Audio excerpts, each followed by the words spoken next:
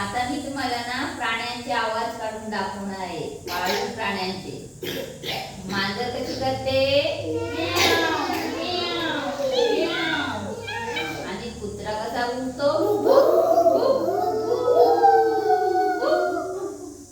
आता मी तुम्हाला दोन्ही पण जंगलातील आणि पाळीव प्राण्यांचे पण आवाज दाखवणार आहे.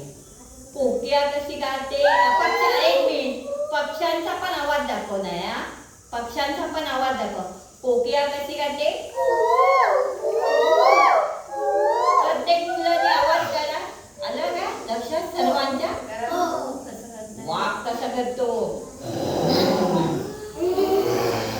सिंहाची मोठी गर्जना असते.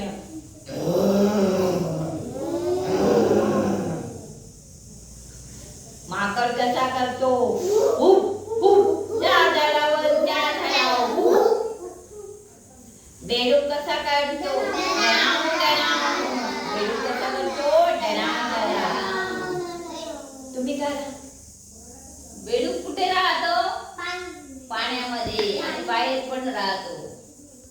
बाहेर पण येतो ना. पाऊस झाला की उड्या मारत मारत बेडूक बाहेर येतो. आता दुसरा आवाज काढून दाखवते. वेळ झाली. कावळा कसा करतो, चिमणी कशी करते, आणि गाढवाचा आवाज दाखवते. गाढव आणि पाठीमागे काय मारून देते, दात मारते. गाय कशी हंबारते, आणि म्हस कशी रेटते.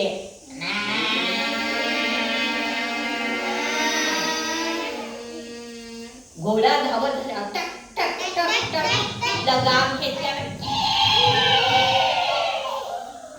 घोडा धावत असला टक टक करून आणि लगाम घेतला.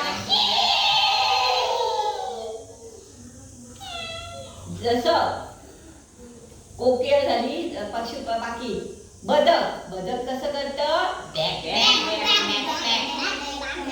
आणि कोंबडा कसा करतो,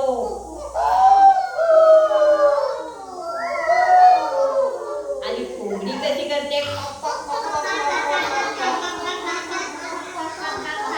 घुबडाचा आवाज दाखवते.